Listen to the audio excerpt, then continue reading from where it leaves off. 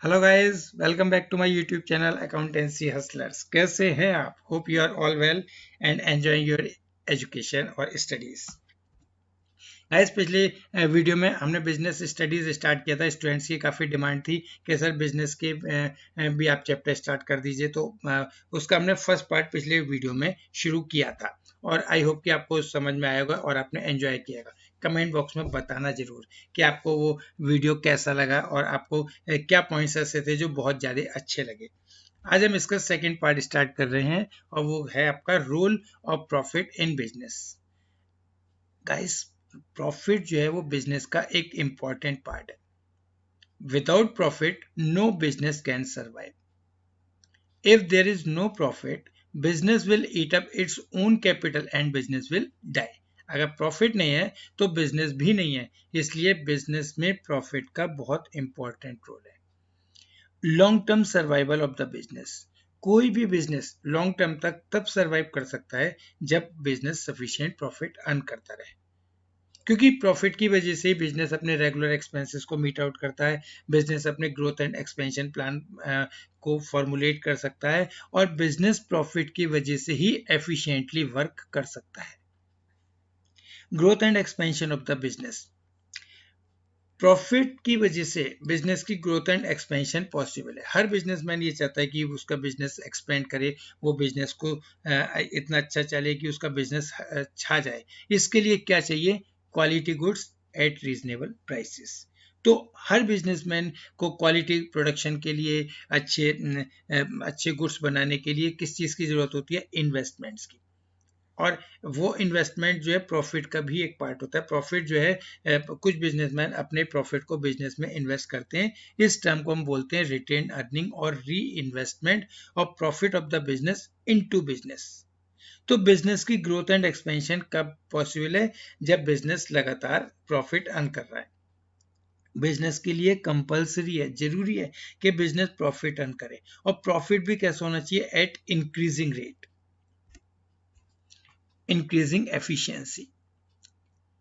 Profit और efficiency बहुत closely connected है। जब बिजनेस में प्रॉफिट होता है तो बिजनेस की एक्टिविटी अपने आप एफिशिएंट हो जाती है। बिजनेसमैन बहुत एक्टिवली पार्टिसिपेट करता है और बहुत ही ज़्यादा एफिशिएंटली वर्क करता है। तो प्रॉफिट की वजह से बिजनेसमैन की एफिशिएंसी इंक्रीज होती है। आपने देखा होगा कि जब प्रॉफिट होता है तो बिजनेसमैन लेट नाइट तक भी शॉप खोलते हैं, देर तक काम करते हैं और वो बहुत एनर्जी से काम करते हैं। तो प्रॉफिट बिजनेस को क्या देते हैं? Energy and efficiency. Building Prestige and recognition. अगर एक बिजनेस को रेगुलर प्रॉफिट हो रहा है, इसका मतलब बिजनेस पॉपुलर हो रहा है। और जब पॉपुलर हो रहा है तो ज़्यादा से ज़्यादा लोग उससे कनेक्टेड है, ज़्यादा से ज़्यादा लोग उस बिजनेस के प्रोडक्ट को परचेज कर रहे हैं। तो बिजनेस की क्या बढ़ रही है? मार्केट वैल्यू बढ़ रही है, प्रेस्टीज बढ़ रही है, रेपुटेशन बढ़ रही है एंड रिकग्निशन बढ़ रहा है। तो प्रॉफिट की वजह से बिजनेस की जो रेपुटेशन और रिकग्निशन बढ़ता है, ये इससे बिजनेस राइज करता है। तो covering cost and risk of the business. Profit इसलिए भी जरूरी है कि it covers the cost of product plus profit. आपने देखा होगा, हम जब सेलिंग प्राइस निकालते हैं तो सेलिंग प्राइस के क्या होता है? Cost price plus profit. तो बिजनेस को एटलीस्ट मिनिमम इतना प्रॉफिट अर्न करना चाहिए कि वो अपने प्रोडक्ट की कॉस्ट निकाल पाए, प्लस मिनिमम प्रॉफिट होना चाहिए। प्रॉफिट क्यों होना चाहिए? क्योंकि बिजनेसमैन बिजनेस में रिस्क ले रहा है। बिजनेस में अनसर्टेनिटीज होती है, उन अनसर्टेनिटीज को वेयर कर रहा है। तो इसलिए क्या होना चाहिए कि प्रॉफिट जो है वो एक इंपॉर्टेंट पार्ट है for covering cost and risk of the business. तो आपको ये समझ में आया होगा कि बिजनेस के ये इंपॉर्टेंट रोल है और इसकी वजह से ही बिजनेस राइज करता है। अब मैं आपको बताता हूँ कि बिजनेस, प्रोफेशन और एम्प्लॉयमेंट में क्या रिलेशन है। बेसिकली हमें यहाँ पे डिफरेंस डिस्कस करने, और स्टूडेंट्स ज़्यादातर बुक में आपने देखा होगा ये तीनों चीज़ें कंबाइंड आती हैं। बिजनेस, प्रोफेशन और एम्प्लॉयमेंट तीनों को एक साथ दे दिया। इससे बच्चों को लर्न करने में बहुत प्रॉब्लम होती है और वो डिफ्रेंशिएट भी नहीं कर पाते, क्योंकि एग्जाम में हम कभी भी तीन प्रॉपर्टीज एक साथ नहीं आती हैं। आपके जब भी डिफरेंस आएंगे तो आपके या तो बिजनेस और प्रोफेशन में आएंगे, या प्रोफेशन और एम्प्लॉयमेंट में आएंगे, या फिर बिजनेस और एम्प्लॉयमेंट में आएंगे। कभी भी तीनों एक साथ नहीं आते। तो आपके लिए मैंने ये तीनों सेपरेट कर दिया, उनके 3 पार्ट बना दिए ABC। पहले हम डिस्कस कर रहे हैं बिजनेस और प्रोफेशन में difference. Nature of work, business क्या है? Provision of goods and services to public. Business की नेचर क्या होती है कि providing goods and services to the public. Profession, rendering of personalised and expertise services. Professionals जो होते हैं वो personalise and expert services provide करते हैं which can not be provided by any other person. Reward, business का reward क्या होता है बेटा? बिजनेस का रिवार्ड होता है प्रॉफिट। और प्रोफेशनल्स की क्या होती है? प्रोफेशन का रिवार्ड क्या होता है? Professional fees. आपने देखोगे जितने कोचिंग सेंटर होते हैं, डॉक्टर्स होते हैं, इंजीनियर्स होते हैं, इन सब की फीस होती है। तो प्रोफेशनल क्या चार्ज करते हैं? फीस। और बिजनेस का जो रिटर्न होती है वो क्या कहलाती है? Profit. Qualification, no minimum qualification is necessary. Business करने के लिए कोई क्वालिफिकेशन की जरूरत नहीं है। एक इलिटरेट पर्सन भी बिजनेस कर सकता है अगर उसमें कैलिबर है, रिसोर्सेस हैं तो इसलिए बिजनेस में कोई मिनिमम क्वालिफिकेशन नहीं रिक्वायर्ड है। प्रोफेशन में expertise and training in specific field as prescribe by the professional body is a must. अब जो प्रोफेशन है, जैसे डॉक्टर का प्रोफेशन है तो MBBS की डिग्री होनी चाहिए, इंजीनियर्स का है तो इंजीनियर की डिग्री होनी चाहिए, CA का है तो CA की डिग्री होनी चाहिए। तो इसमें जो भी उस ट्रेड की प्रिस्क्राइब्ड रिक्वायरमेंट्स होती हैं वो चीज़ें होना जरूरी है। तो यहाँ पे क्या है? Expertise and training. तो बिना ट्रेनिंग के कोई भी प्रोफेशनल नहीं बन सकता। रिस्क, बिजनेस में अनसर्टेनिटी होती है, इरेगुलरिटी होती है, प्रॉफिट की कोई कंफर्मेशन नहीं है, प्रॉफिट हो भी सकता है, नहीं भी हो सकता, प्रॉफिट की जगह बेटा लॉस भी हो सकता है।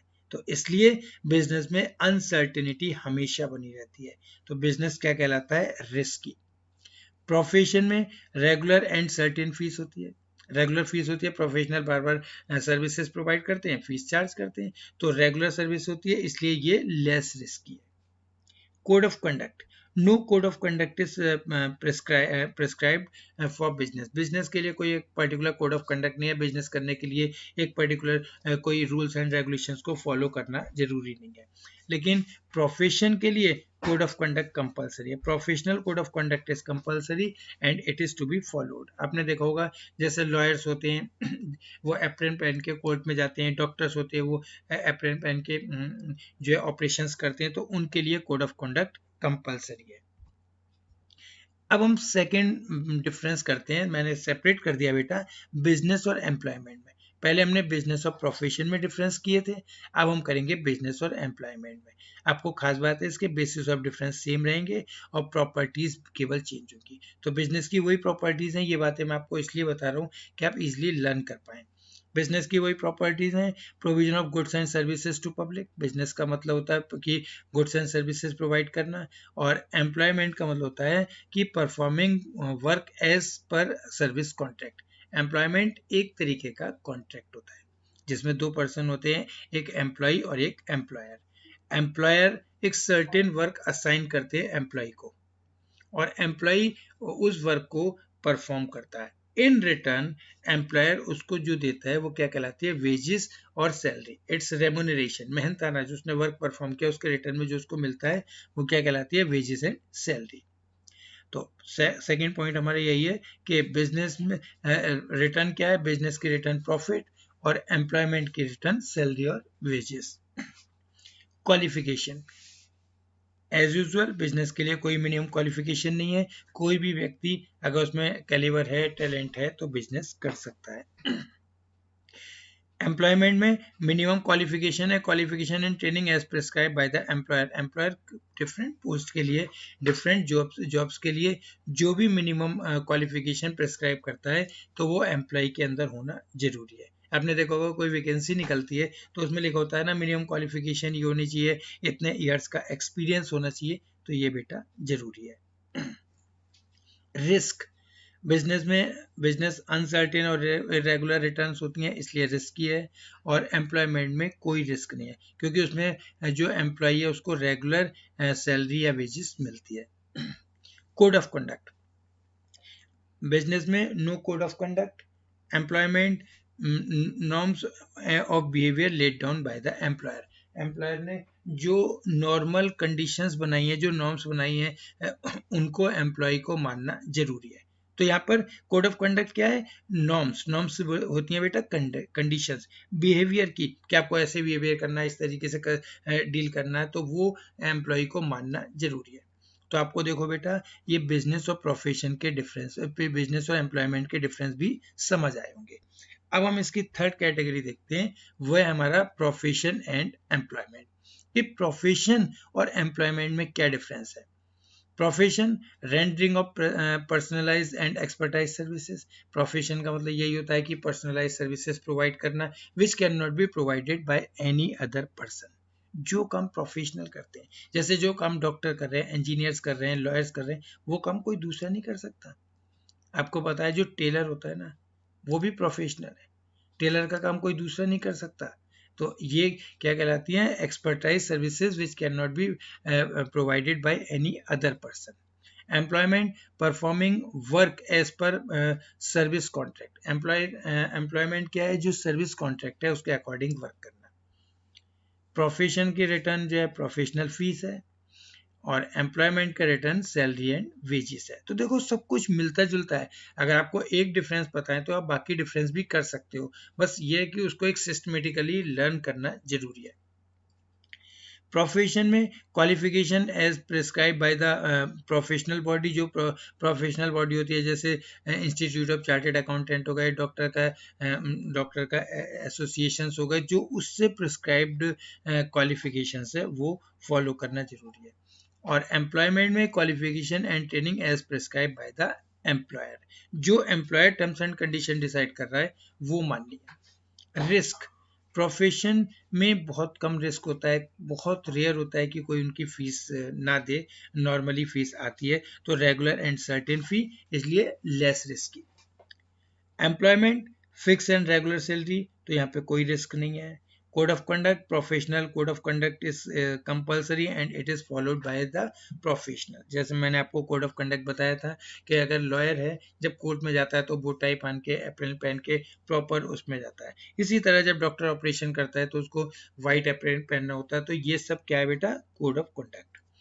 एंड एम्प्लॉयमेंट में norms of behaviour laid down by the employer. Employer ने जो कंडीशंस बनाई हैं और बिहेवियर से रिलेटेड, वो एम्प्लॉय को मानना जरूरी है। तो आपको ये तीनों डिफरेंस समझ में आए होंगे। यहाँ पर हमने क्या किया? तीनों को सेपरेट कर लिया, क्योंकि एग्जाम में तो केवल एक टाइम पे दो ही डिफरेंस आएंगे ना, प्रोफेशन या एम्प्लॉयमेंट में आएगा, या बिजनेस या एम्प्लॉयमेंट में आएगा, या बिजनेस या प्रोफेशन में आएगा। तो हमें अलग अलग सीखना चाहिए। तो देखो, मैंने आपको ये सेपरेट कर दिया, आप इनको अच्छी तरीके से पढ़ के देखना। अब मैं आपको बताता हूँ बिजनेस रिस्क। देखो, सबसे पहला जो हमारा मीनिंग है कि रिस्क का मतलब क्या होता है। रिस्क का मतलब होता है अनसर्टेनिटीज, जो कुछ भी सर्टेन नहीं है वो रिस्की है। Business risk is possibility of inadequate profit or even losses due to uncertainties. Business में अनसर्टेनिटीज होती हैं या अनएक्सपेक्टेड इवेंट्स हो जाए, तो उस सिचुएशन में बिजनेस को प्रॉफिट भी हो सकता है या प्रॉफिट की जगह लॉस हो सकता है। तो या इनएडिक्वेट प्रॉफिट हो सकता है, बहुत ज़्यादा प्रॉफिट हो सकता है या बहुत कम प्रॉफिट हो सकता है। ये सारी कंडीशन क्या कहलाती हैं? Business risk. मैंने आपको नोट के फॉर्म में ये तैयार कर दिया है, आप इसको इजीली लिख भी सकते हैं और लर्न भी कर सकते हैं। बिजनेस रिस्क कितने टाइप के होते हैं? जैसे एक होता है speculative risk. It involves both the possibility of gain as well as loss, जिसमें बिल्कुल क्लियर कट कंडीशन होती है, या तो प्रॉफिट होगा या लॉस होगा। तो वो क्या कहलाता है? Speculative risk. It arises due to the changes in the market condition. Market condition change हो गई, फ्लक्चुएशंस हो गई डिमांड एंड सप्लाई में, प्राइस चेंजेस हो गए, fashion and taste and preference change हो गए। तो ये सारी बातें क्या होती हैं? Speculative risk. जैसे हम एग्जांपल लेते हैं कि एक जो गारमेंट्स मेकिंग कंपनी है, उसने राउंड नेक टी शर्ट्स बना ली, लेकिन जब वो मार्केट में आई तो कंज्यूमर का तो टेस्ट ही बदल गया। कंज्यूमर ये चाहते हैं कि वो कॉलर वाली टी शर्ट पहने, तो क्या हो गया? बिजनेस को प्योर रिस्क हो गया। ऑन द अदर हैंड, एक बिजनेसमैन मार्केट स्टडी करता है और वो देखते हुए उसने कॉलर टी शर्ट बना ली या राउंड नेक टी शर्ट बना ली। अब कंज्यूमर्स को भी वो राउंड नेक टी शर्ट चाहिए क्योंकि वो फैशन में है, तो इसलिए उसका बिजनेस बहुत राइज करेगा। तो इसमें दोनों पॉसिबिलिटीज होती हैं कि गेन और लॉस। एक होता है आपका pure risk, it involves only the possibility of loss और नो लॉस। अब ये क्या है, ये प्योर रिस्क है, इसमें या तो लॉस होगा या लॉस नहीं होगा। Such as chances of fire, theft, strike. अब ये जैसे कि फायर हो गया तो लॉस होगा, फायर नहीं हुआ तो कोई लॉस नहीं होगा, प्रॉफिट का मतलब नहीं है, लेकिन यहाँ पे चांसेस हैं, इसको बोलते हैं प्योर रिस्क। थेफ्ट है, अगर चोरी हो गई तो लॉस हो जाएगा और चोरी नहीं हुई तो लॉस नहीं होगा। ठीक, तो ये कहलाते हैं आपके बेटा प्योर रिस्क। एक होता है insurable risk. This is a type of risk which can be covered और इंश्योर्ड, मतलब जिसको हम इंश्योरेंस करा सकते हैं, जो इंश्योरेंस कंपनी कवर करती हैं उसको बोलते हैं इंश्योरेबल रिस्क। जैसे फायर हो गया, एक्सीडेंट हो गया, थेफ्ट हो गया, तो ये क्या है, इंश्योरेबल। हम इन्हीं चीज़ों के तो अगेंस्ट इंश्योरेंस कराते हैं, तो इनके अगेंस्ट इंश्योरेंस हो सकता है। इंश्योरेंस कंपनीज इनके अगेंस्ट हमें प्रोटेक्शन प्रोवाइड करती हैं। तो जिन चीज़ों का इंश्योरेंस हो सकता है उसको बोलते हैं इंश्योरेबल रिस्क। और वो चीजें जिसका इंश्योरेंस नहीं हो सकता वो कहलाते हैं non insurable risk, which can not be covered और insured, such as change in government policy. अब गवर्नमेंट पॉलिसी है, इसका कोई सर्टेनिटी थोड़ी है, तो इसका इंश्योरेंस नहीं हो सकता। डिमांड एंड सप्लाई चेंज हो जाती है तो इसका भी कोई सर्टेनिटी नहीं होती। एंड प्राइस फ्लक्चुएशंस, ये सब क्या कहलाते हैं, नॉन इंश्योरेबल रिस्क। हम इन कंडीशंस का इंश्योरेंस नहीं कर सकते। तो बेटा आपको क्लियरली समझ में आया होगा बिजनेस रिस्क क्या होता है, बिजनेस की अनसर्टेनिटीज ये कितने होते हैं, स्पेक्यूलेटिव रिस्क हो गए, प्योर रिस्क हो गया, इंश्योरेबल हो गए एंड नॉन इंश्योरेबल हो गए। मैंने ट्राई किया कि कुछ आपको एडिशनल दे। चलिए अब मैं आपको बताता हूँ बिजनेस की करेक्टरिस्टिक्स। ये भी एक अपने आप में इंपॉर्टेंट टॉपिक है कि बिजनेस की फीचर्स क्या है, ये करेक्टरिस्टिक्स क्या है। Arises due to uncertainty. Business risk हमेशा कैसे अराइज होता है, अनसर्टेनिटीज के लिए। अगर अनसर्टेनिटीज है तो है, नहीं है तो रिस्क भी नहीं है। अगर बिजनेस में लॉस नहीं होगा तो प्रॉफिट ही होगा ना। हमेशा अनसर्टेनिटी होती है कि लॉस भी हो सकता है या प्रॉफिट भी हो सकता है, इसलिए it arises due to uncertainties. Business risk arises due to uncertainties. Because business is uncertain, there is no certainty of any activity. That's why it involves risk. An essential part of every business. Risk जो है वो एक important part है हर business का। No risk no profit, simple सी concept है। अगर रिस्क नहीं है तो प्रॉफिट भी नहीं है, गेन भी नहीं है। इसलिए बिजनेस का जो है रिस्क एक इसेंशियल पार्ट है। इस बिजनेसमैन ज़्यादा से ज़्यादा रिस्क लेते हैं तो उन्हें ज़्यादा से ज़्यादा प्रॉफिट भी होता है। और जो नॉन रिस्की या सेफ वो होते हैं, ऑर्गेनाइजेशंस होते हैं जहाँ पे रिस्क नहीं होता, that is not the business. वो तो फिर एम्प्लॉयमेंट हो गया जहाँ पे कि नो रिस्क होता है। तो इसलिए business risk is essential part of every business, यानी कि जो रिस्क है वो हर बिजनेस का एसेंशियल पार्ट है। जब भी हम बिजनेस की बात करेंगे तो रिस्क उसमें चलेगा ही चलेगा। अब डिपेंड करता है, ज़्यादा रिस्क है तो ज़्यादा प्रॉफिट भी है, कम रिस्क है तो कम प्रॉफिट है। Degree of risk due to nature and size of the business. अब रिस्क की भी एक डिग्री होती है कि रिस्क कम है या ज़्यादा है। It depends upon nature of the business. Business किस नेचर का है। अब मान लो एक गारमेंट मेकिंग कंपनी है तो वहाँ पे प्योर रिस्क है, उनके प्रोडक्ट कंज्यूमर पसंद भी कर सकते हैं, नहीं भी पसंद करते हैं, डिपेंड करता है कंज्यूमर के टेस्ट एंड प्रेफरेंसेस पे। तो डिग्री ऑफ रिस्क। और एक क्या होता है, small business less risk, larger business more risk. Profit is the reward for risk taking. Businessman इतना रिस्क क्यों लेते हैं, इतने एफर्ट्स क्यों करते हैं, दिन रात क्यों लगे रहते हैं जब उन्हें पता है कि कुछ भी सर्टेन नहीं है। क्योंकि अगर वो ज़्यादा एफर्ट्स करते हैं, ज़्यादा रिस्क लेते हैं तो उन्हें प्रॉफिट भी ज़्यादा मिलता है। तो हम कह सकते हैं कि profit is the reward for taking risk. अगर हम रिस्क ले रहे हैं तो उसका रिटर्न हमें क्या मिल रहा है, प्रॉफिट। तो आपको ये समझ आया होगा कि बिजनेस की कैरेक्टरिस्टिक्स क्या, बिजनेस रिस्क की कैरेक्टरिस्टिक्स क्या होती हैं। अब मैं आपको बताता हूँ कि बिजनेस रिस्क होता क्यों है, क्यों बिजनेस में इतना रिस्क होता है, इसके कॉजेस क्या है। देखो हमने इनको डिफरेंट ग्रुप में कैटेगराइज कर लिया है। एक होते हैं human causes which are caused by human being such as dishonesty, carelessness, negligence of employees, strike rights, inefficiency of management, etc. जो all those risks which are caused by human being, जो human being के द्वारा risk होते हैं उन्हें बोलते हैं human causes. जैसे डिसऑनेस्टी, एम्प्लॉय डिसऑनेस्ट है तभी तो बिजनेस को लॉस हो रहा है, या एम्प्लॉयज केयरलेसनेसली वर्क कर रहे हैं तभी तो लॉस हो रहा है, नेग्लिजेंसी हो गई, या स्ट्राइक्स हो गए, राइट्स हो गए, या मैनेजमेंट इतना एफिशिएंट ही नहीं है। अगर मैनेजमेंट एफिशिएंट होगा तो प्रॉफिट ज़्यादा होगा, रिस्क की जो पॉसिबिलिटी है वो कम होगी। तो ये कहलाते हैं आपके human risk, the risk which are caused by human being. एक होते हैं आपके इकोनॉमिक रिस्क, ये सब क्या कहलाते हैं, ऑल मॉनेटरी रिस्क, जो मनी से रिलेटेड रिस्क है वो सब क्या कहलाते हैं, economic risk. All monetary causes such as uncertainties of demand, अब डिमांड सर्टेन नहीं है, डिमांड बढ़ भी सकती है कम भी बढ़ सकती है। तो अगर मान लो बिजनेस ने ये मानते हो कि डिमांड बढ़ जाएगी, ज़्यादा प्रोडक्शन कर लिया और डिमांड नहीं हुई तो क्या होगा, लॉस हो जाएगा। और अगर बिजनेस ये मान के चलते हैं कि डिमांड बढ़ेगी और ज़्यादा प्रोडक्शन कर लेते हैं और डिमांड बढ़ भी जाती है, उस कंडीशन में बिजनेस को प्रॉफिट हो जाएगा। कंपटीशन, मार्केट में कंपटीशन है तो रिस्क है। अब कंपटीशन में हमारा प्रोडक्ट चल भी सकता है, नहीं भी चल सकता।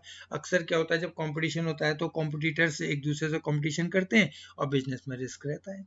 अब देखो आज के डेट में क्या है कि ज़्यादातर बिजनेसमैन का कंपटीशन पता है किससे है, ऑनलाइन बिजनेस से।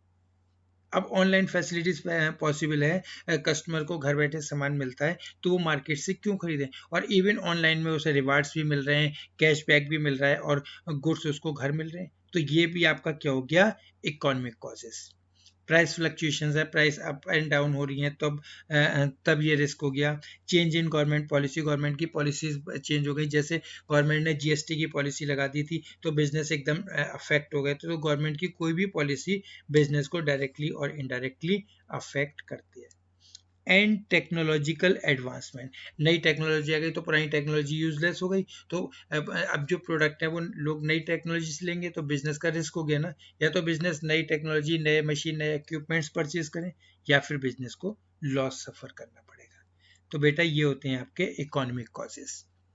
नेक्स्ट आते हैं हमारे फिजिकल कॉजेज। फिजिकल कॉजेज क्या होते हैं, जैसे टेक्निकल हो गए, मैकेनिकल डिफेक्ट्स हो गए, फेलियर एटसेट्रा, ये आपके कहलाते हैं फिजिकल कॉजेज। जैसे कि मशीन खराब हो गई, इक्विपमेंट खराब हो गए, या उनमें कोई किसी टाइप की प्रॉब्लम हो गई तो उससे प्रोडक्शन रुक गया। मान लो एक मशीन होल नाइट प्रोडक्शन करती है और उसका नाइट में, mid of the night machine ने वर्क डाउन हो गया, वो काम करना बंद कर दिया, तो उस पूरी नाइट का प्रोडक्शन गया ना। जैसे कि हमने एग्जाम्पल लिया है कि वस्टिंग ऑफ बॉयलर, बॉयलर खराब हो गया, बॉयलर फट गया तो प्रोडक्शन रुक गया। अदर कॉजेज होते हैं अनफॉर्सीन इवेंट्स, जैसे कि पॉलिटिकल डिस्टर्बेंसेज हो गए, फ्लक्चुएशंस हो गए एक्सचेंज रेट में, तो ये अदर कॉजेज हैं जिनकी वजह से बिजनेस रिस्क होता है। और एक होते हैं बेटा नेचुरल कॉजेज। नेचुरल कॉजेज क्या होते हैं, the causes which are caused by the nature, इसको हम नहीं रोक सकते। जो नेचर की वजह से, जैसे फ्लड हो गए, लाइटनिंग हो गई, अर्थक्वेक हो गई, फेमिन हो गई, तो इनकी वजह से जो लॉसेज होते हैं, जब आपने देखा होगा कि फ्लड्स आ जाती है, बाढ़ आ जाती है तो पूरी दुकान में पानी भर जाता है, दुकानदारों को बहुत लॉस हो जाता है। अभी जैसे लॉकडाउन की वजह से काफ़ी लॉस हो गया। तो ये सब क्या कहलाते हैं, natural causes. These are not cause by anybody. तो ये बेटा क्या है, ये बिजनेस रिस्क है। आई होप कि आपको ये बिजनेस रिस्क समझ में आए होंगे। इसे अच्छी तरीके से पढ़ के देखना, और अगर आपने अभी तक मेरा चैनल सब्सक्राइब नहीं किया है तो इसे सब्सक्राइब करो, जिससे कि आपको लेटेस्ट अपडेट्स मिलती रहें। वेल आइकन पुश कर दो कि सबसे पहले आपको नोटिफिकेशंस मिल जाए कि सर ने कौन सी नई वीडियो डाली है और आप उसको अच्छी तरीके से पढ़ सकें। तो बेटा ये अच्छी तरीके से आप करो, आगे चलते हैं और अगला हम देखते हैं बिजनेस के टाइप्स, कि बिजनेस कितनी तरीके का होता है। हम बिजनेस को दो पार्ट में डिवाइड करते हैं, बहुत इंपॉर्टेंट पोर्शन है, बहुत ध्यान से देखना। बिजनेस के दो पार्ट होते हैं, एक होता है प्रोडक्शन पार्ट और एक होता है डिस्ट्रीब्यूशन पार्ट। प्रोडक्शन पार्ट को हम क्या बोलते हैं, industry, a place where the raw material is converted into finished goods through process. तो ये आपका प्रोडक्शन पार्ट क्या कहलाएगा, इंडस्ट्री।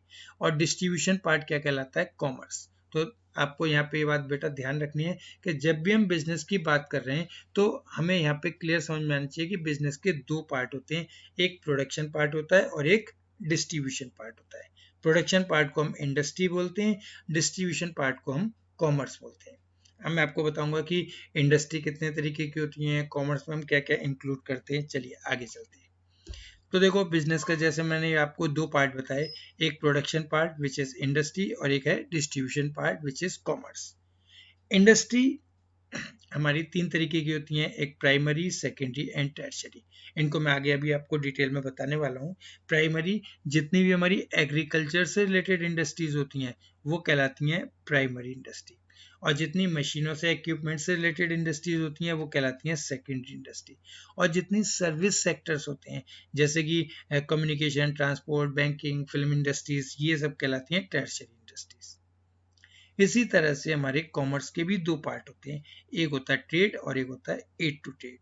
ट्रेड क्या होता है बेटा, शॉर्ट में बताता हूँ आपको कि buying and selling of goods for earning money, ये तो ट्रेड हो गया।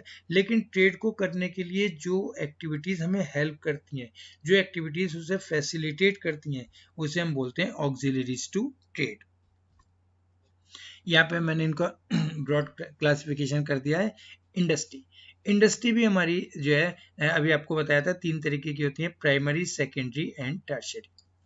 प्राइमरी इंडस्ट्री के दो पार्ट होते हैं, एक होता है एक्सट्रैक्टिव और एक होता है genetic. Extractive something which is dug out from the ground, जो ग्राउंड से कुछ डग आउट करने से रिलेटेड होती है वो क्या कहलाती है, जैसे ग्राउंड से कुछ निकालना, एक्सट्रैक्ट करना, जैसे ऑयल रिफाइनरीज हो गई, ये कहलाती हैं आपकी एक्सट्रैक्टिव इंडस्ट्री। जेनेटिक इंडस्ट्रीज होती हैं जनरेशन से रिलेटेड। फिर आपकी सेकेंडरी इंडस्ट्री आती है, इसमें आती है आपकी manufacturing industry and construction industry. Manufacturing का मतलब कुछ नया बनाना, प्रोडक्शन करना, तो इसके भी पार्ट है जैसे analytical, synthetical, processing and assembling. अभी हम इनको डिटेल में डिस्कस करेंगे। पहले यहाँ पे टेबल से क्लियर कर ले, हमारे को आइडिया लग जाए, कॉन्सेप्ट लग जाए कि बिजनेस होता क्या है। फिर एक इसका पार्ट होता है सेकेंडरी इंडस्ट्री का, कंस्ट्रक्शन इंडस्ट्री, जैसे कि construction of building, dam, roads etcetera, ये सब किसके अंडर में आती है, कंस्ट्रक्शन इंडस्ट्री। थर्ड कैटेगरी है टर्शियरी सर्विस इंडस्ट्री, इसका कोई पार्ट नहीं होते। इसी तरह से हम कॉमर्स को भी दो पार्ट में डिवाइड करते हैं, एक ट्रेड और एक ऑक्सिलरीज टू ट्रेड और एड्स टू ट्रेड। ट्रेड दो तरीके के होते हैं बेटा, इंटरनल एंड एक्सटर्नल। जो trade within the country होता है internal, outside the country external. Internal के दो पार्ट हो गए, wholesale, retail. External, import, export and entrepot, ये अभी आप डिटेल में पढ़ेंगे। ऑक्सिलरीज, ये वो एक्टिविटीज हैं जो बिजनेस की स्मूथ फंक्शनिंग में हेल्प करती हैं, जैसे ट्रांसपोर्टेशन हो गया, वेयर हाउसिंग हो गई, एडवर्टाइजिंग, इंश्योरेंस एंड बैंकिंग।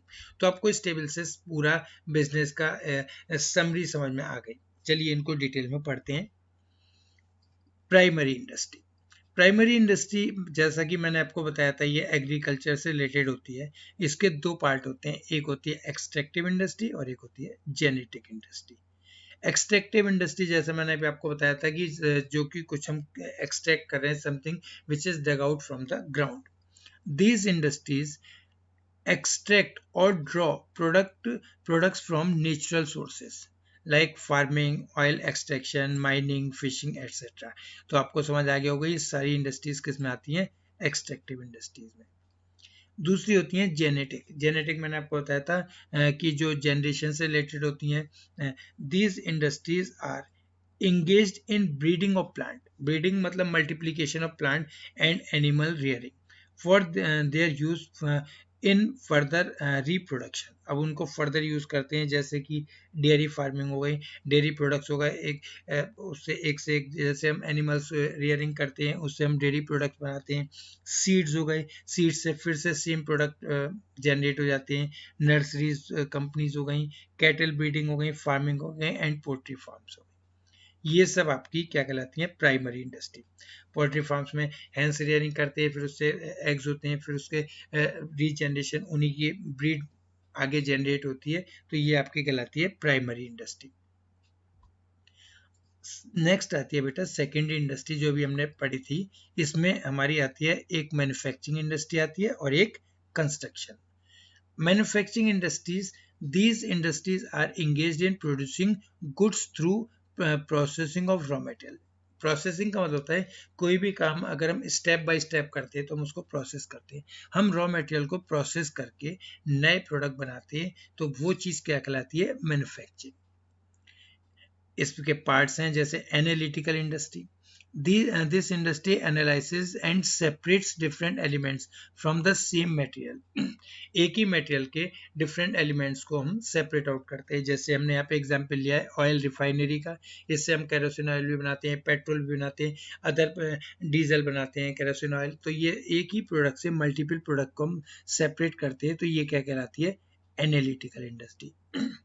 एक होती है synthetical industry. This industry combines various ingredients into a new product। Different parts को मिला के हमने एक नया प्रोडक्ट बना लिया, वो कहलाएगी हमारी सिंथेटिक इंडस्ट्री।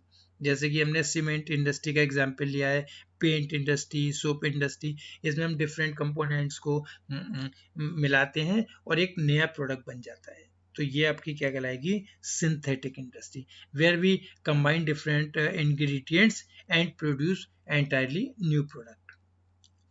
एक आपकी आती है प्रोसेसिंग इंडस्ट्री, जैसे मैंने अभी आपको बताया था कि स्टेप बाय स्टेप किसी को प्रोसेस करते हैं, स्टेज बाय स्टेज कंप्लीट करते हैं, ये कहलाते हैं आपकी प्रोसेसिंग इंडस्ट्री। जैसे this industry processes raw material through stages for obtaining finished product. Cotton industry हो गई, कॉटन इंडस्ट्री से थ्रेड्स बनाते हैं, क्लोथ्स बनाते हैं, डिफरेंट प्रोडक्ट्स बनाते हैं, तो ये हम प्रोसेस करके बना रहे हैं ना, तो ये कहलाती है आपकी प्रोसेस इंडस्ट्री। एक होती है आपकी असेंबलिंग इंडस्ट्री। असेंबलिंग इंडस्ट्री क्या होती है कि हम डिफरेंट कंपोनेंट्स को, जो कि ऑलरेडी रेडीमेड प्रोडक्ट्स हैं, उनको यूज करके एक नया प्रोडक्ट बनाते हैं, एंटायरली न्यू प्रोडक्ट बनाते हैं। जैसे प्रोडक्शन ऑफ कार हो गया, तो डिफरेंट कंपोनेंट्स को हमने यूज किया जो ऑलरेडी अपने आप में एक परफेक्ट प्रोडक्ट है, उनको मिला के नया प्रोडक्ट बना दिया। कंप्यूटर बना दिया, वॉचेस बना दी, स्टेबलाइजर्स, ये सब क्या कहलाती हैं? Assembling industries, where different components are assembled together to produce entirely new product. तो आपको समझ आया होगा बेटा कि मैन्युफैक्चरिंग इंडस्ट्रीज के कौन कौन से पार्ट्स होते हैं, यानी कि मैन्युफैक्चरिंग इंडस्ट्री कितने तरीके की होती है। एनालिटिकल इंडस्ट्री, यहाँ पे हम डिफरेंट एलिमेंट्स को सेपरेट करके नया सेम मटेरियल से डिफरेंट एलिमेंट्स को सेपरेट करते हैं। सिंथेटिकल इंडस्ट्री, जहाँ पे हम डिफरेंट इंग्रेडिएंट्स को कंबाइन करके नया प्रोडक्ट बनाते हैं। प्रोसेसिंग इंडस्ट्री, रॉ मटेरियल को प्रोसेस करके उनको डिफरेंट स्टेजेस क्रॉस करके नया प्रोडक्ट बनाते हैं, फिनिश प्रोडक्ट्स बनाते हैं। एंड असेंबलिंग इंडस्ट्री, जहाँ पे हम डिफरेंट कंपोनेंट्स को असेंबल करके एक नया प्रोडक्ट बनाते हैं। तो आपको ये समझ आया होगा कि ये मैन्युफैक्चरिंग इंडस्ट्री क्या होती है। अब आती है कंस्ट्रक्शन इंडस्ट्री। सिंपल है, जितने ये कंस्ट्रक्शन होते हैं, रोड, डैम, ब्रिजेस, आपके फ्लाईओवर, तो ये इन सबको कंस्ट्रक्शन में जो इंडस्ट्री काम करती है उसको हम बोलते हैं कंस्ट्रक्शन इंडस्ट्री। और ये सारी इंडस्ट्री किसके अंडर में आती है? सेकेंडरी इंडस्ट्री के। और नेक्स्ट है आपकी सर्विस इंडस्ट्री और tertiary industry. These industries are concerned with providing support services। ये इंडस्ट्री क्या काम करती है? प्राइमरी और सेकेंडरी इंडस्ट्री को सपोर्ट प्रोवाइड करती है। अब जो कि इक्विपमेंट्स होते हैं, मशीनें होती हैं, एग्रीकल्चर होता है, उनको कैरी करने का काम ये वाली इंडस्ट्री करती है। तो ये क्या प्रोवाइड करती हैं? Support facilities for the smooth flow of goods and services in the economy. It is also known as service industry and include service of transport. ये जब हम बिजनेस करते हैं, ये इंडस्ट्रीज रन करती हैं, तो उसमें ये हेल्प करती हैं। जैसे ट्रांसपोर्ट हो गई, बैंकिंग हो गई, कम्युनिकेशन हो गई, एडवर्टाइजिंग एंड इंश्योरेंस, ये सब बिजनेस को करने में, इंडस्ट्री को करने में हेल्प करती है। ये क्या कहलाती हैं? आपकी टर्शियरी इंडस्ट्री। तो आपको ये इंडस्ट्रीज के डिफरेंट पार्ट समझ में आ गए कि हम पे 3 इंडस्ट्री होती हैं, प्राइमरी, सेकेंडरी, टर्शियरी। हमारी ये जो 3 तरीके की इंडस्ट्रीज होती हैं, ये आपको समझ में आ गई। अब हम इसका सेकंड पार्ट करेंगे, कॉमर्स। देखो बेटा, कॉमर्स के भी 2 पार्ट होते हैं। जैसे इंडस्ट्री के 2 पार्ट थे, ऐसे कॉमर्स के भी 2 पार्ट है। और ये क्या है? आपके trade and its to trade.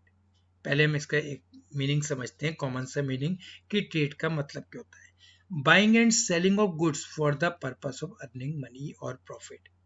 हम गुड्स की सेल परचेज करते हैं, पर्पस क्या है? प्रॉफिट अर्न करना, इसी को ट्रेड बोलते हैं। ठीक, तो buying and selling of goods for the purpose of earning money is called trade.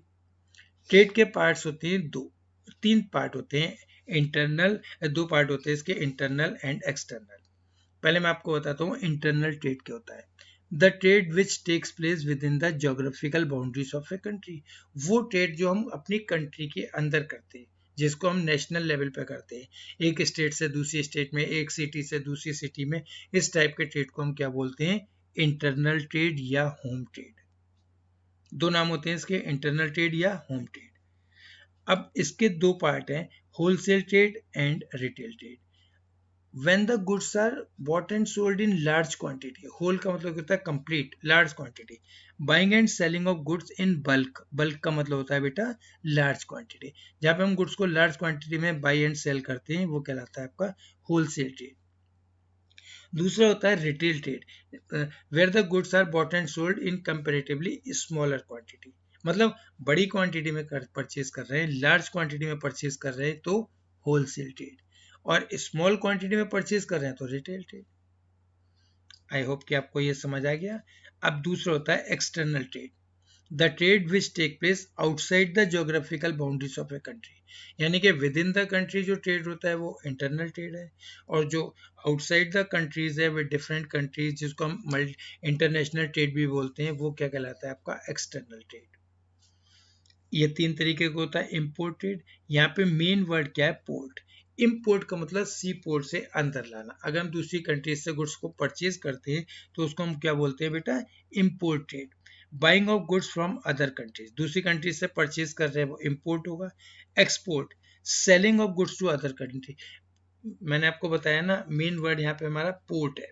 अगर इंपोर्ट कर रहे हैं तो अपनी कंट्री के पोर्ट में ला रहे हैं, सी पोर्ट पे ला रहे हैं। एक्सपोर्ट का मतलब अपनी कंट्री के पोर्ट से बाहर ले जा रहे हैं। और एक होता है री एक्सपोर्ट ट्रेड, इसको इंटरपोर्ट ट्रेड भी बोलते हैं, और इसका मतलब होता है कि buying of goods from one country and selling the same to another country, हमने एक कंट्री से गुड्स परचेज किया और उसको दूसरी कंट्री में सेल कर दिया। जैसे एग्जाम्पल के तौर पे हमने अमेरिका से गुड्स परचेज किया और उसमें इंडिया की सील लगाई और दूसरी कंपनी को, ऑस्ट्रेलिया को सेल कर दिया, तो ये आपका कहलाता है एक्सटर्नल ट्रेड। तो आपको ट्रेड के बारे में समझ आ गया। अब हम बात करते हैं एड्स टू ट्रेड, ये वो एक्टिविटीज हैं जो बिजनेस को कैरी करने में हेल्प करती हैं। पहले आपको बताता हूँ एड्स टू ट्रेड का मतलब क्या होता है। The activities which help in smooth running of the trade, जो बिजनेस को स्मूथली चलने में हेल्प करती हैं। बिजनेस तो सिंपल है बेटा, बाइंग एंड सेलिंग, लेकिन उसको करने के लिए बहुत सी एक्टिविटीज परफॉर्म करनी पड़ती हैं कि बाइंग एंड सेलिंग स्मूथली होती रहे, उसको हम बोलते हैं एड्स टू ट्रेड और ऑक्सिलरीज टू ट्रेड। इसके दो नाम होते हैं, या तो हम इसे एड्स टू ट्रेड बोलते हैं या बोलते हैं ऑक्सिलरीज टू ट्रेड। ये क्या क्या होती हैं? बैंकिंग एंड फाइनेंस, आप जानते हो कि बैंकिंग एंड फाइनेंस बिजनेस की हार्ट है, बिना फाइनेंस के बिजनेस चल नहीं सकता, और कोई बिजनेस ऐसा नहीं होता कि जो बिना फाइनेंस के हो पाए, इसलिए बैंकिंग एंड फाइनेंस बिजनेस को बहुत हेल्प करते हैं। Business activities can not be undertaken unless adequate funds are available, जब तक हम पे प्रॉपर फंड्स अवेलेबल नहीं होंगे तब तक हम बिजनेस नहीं कर सकते। तो business activities cannot be undertaken unless we have adequate fund available for acquiring assets। हमें फंड क्यों चाहिए होता है? एसेट्स परचेज करने के लिए, रॉ मटेरियल परचेज करने के लिए, मटेरियल परचेज करने के लिए, and meeting out other expenses. ये फंड कहाँ से आते हैं? These funds are obtained from banks. तो यहाँ पे बैंक एक इंपॉर्टेंट रोल प्ले करते हैं बिजनेस को रन करने में, कि बिजनेस को टाइमली फंड प्रोवाइड करके। इंश्योरेंस, इंश्योरेंस मैंने आपको बताया था कि इंश्योरेंस क्या होती हैं, ये प्रोटेक्टिव डिवाइसेस होती हैं, ये ऑर्गेनाइजेशंस होते हैं जो बिजनेस के रिस्क को कवर करते हैं। Business involve various type of risk, insurance provide protection from all type of risk. अब बिजनेस को रिस्क से प्रोटेक्शन कौन दे रहा है? Insurance companies. इसके बदले में हमसे वो जो भी चार्ज करती है हम उसको क्या बोलते हैं? Insurance premium. और एक चीज होती है ट्रांसपोर्टेशन। आपको ट्रांसपोर्टेशन का मतलब पता है? Transportation is the facility of carrying goods and passenger from one place to another. हम गुड्स और पैसेंजर्स को एक प्लेस से दूसरे प्लेस पे लेकर जाते हैं, ये चीज हमारी क्या कहलाती है? ट्रांसपोर्टेशन। बिजनेस में दो प्लेस होते हैं, एक होता है प्लेस ऑफ प्रोडक्शन और एक होता है place of distribution. Transportation goods के प्लेस ऑफ प्रोडक्शन से उसको प्लेस ऑफ डिस्ट्रीब्यूशन लाने में हेल्प करता है। आप देखते हो कि जो गुड्स हम यूज करते हैं उस वो कहीं और प्रोड्यूस होते हैं, फैक्ट्री तो कहीं और है, but they are distributed in different parts of the country. This is done through transport.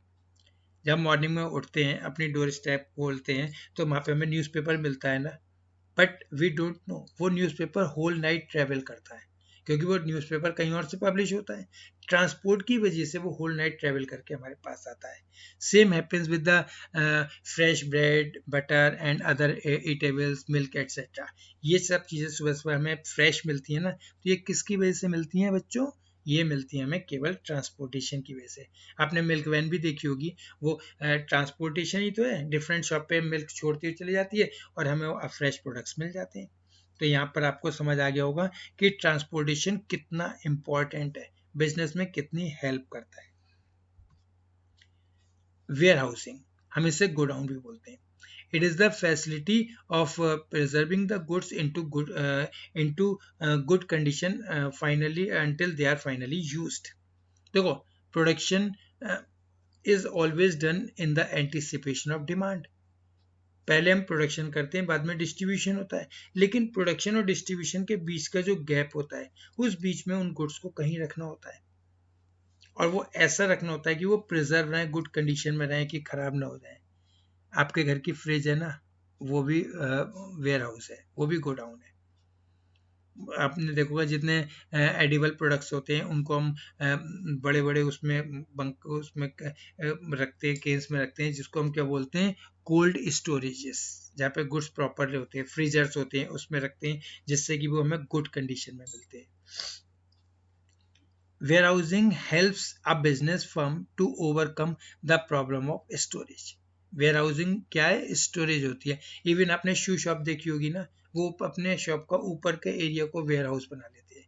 आपने देखा होगा ऊपर के एरिया में एक छोटा सा केबिन होता है और वहाँ पे वो शू को स्टोर करते हैं। तो और कुछ शॉपकीपर क्या होते हैं, अपने शॉप के बैक पार्ट को गोडाउन बना लेते हैं, फ्रंट में वो सेलिंग करते हैं। तो ये सब चीज़ें क्या है? Warehousing. It is the facility to preserve the goods in good condition until they are finally sold, and it facilitates the availability of the goods when needed. जब कस्टमर को चाहिए तो वो इजीली वहाँ पे अवेलेबल हो जाता है। तो आपको समझ आया होगा कि वेयर हाउसिंग कितनी इंपॉर्टेंट कंडीशन है। नेक्स्ट होती है कम्युनिकेशन। आपको कम्युनिकेशन का मतलब पता है? Communication means telling, listening and understanding. It is a continuous process of telling, listening and understanding. Business में कम्युनिकेशन बहुत इंपॉर्टेंट है। बिना कम्युनिकेशन के बिजनेस नहीं हो सकता। आपने देखा होगा बिजनेस एक्सपेंड हो गया है, बिजनेस डिफरेंट पार्ट्स में होता है। इवन हम इंटरनेट के थ्रू डिफरेंट बायर्स से बात करते हैं, डिफरेंट सेलर से बात करते हैं, और तब फाइनली अपना गुड्स को सेल करते हैं। और this is only communication when we track the product.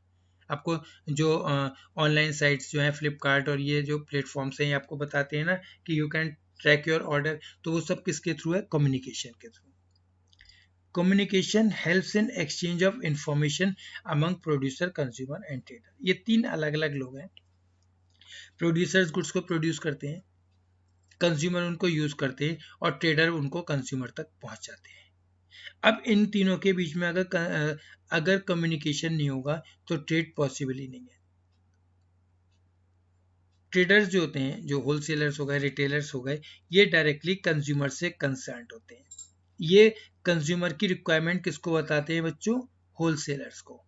और होलसेलर्स जो होते हैं वो रिक्वायरमेंट किसको बताते हैं? प्रोड्यूसर्स को। और प्रोड्यूसर अकॉर्डिंगली गुड्स प्रोड्यूस करते हैं। आपने देखा होगा आज की डेट में आप किसी प्रोडक्ट के बारे में केवल सोच लो, आपको कहीं ना कहीं वो मार्केट में अवेलेबल हो जाएगा। तो this is all because of consumers. Producers get the information about the taste and preference and liking and disliking of the consumer, and accordingly they produce their product, और वो उसके अकॉर्डिंग अपने product को produce करते हैं। तो consumer को exactly वही चीज मिल जाती है जो वो चाहते हैं। एक चीज है एडवर्टाइजिंग। एडवर्टाइजिंग क्या है? पासिंग ऑन इंफॉर्मेशन प्रोवाइड करना।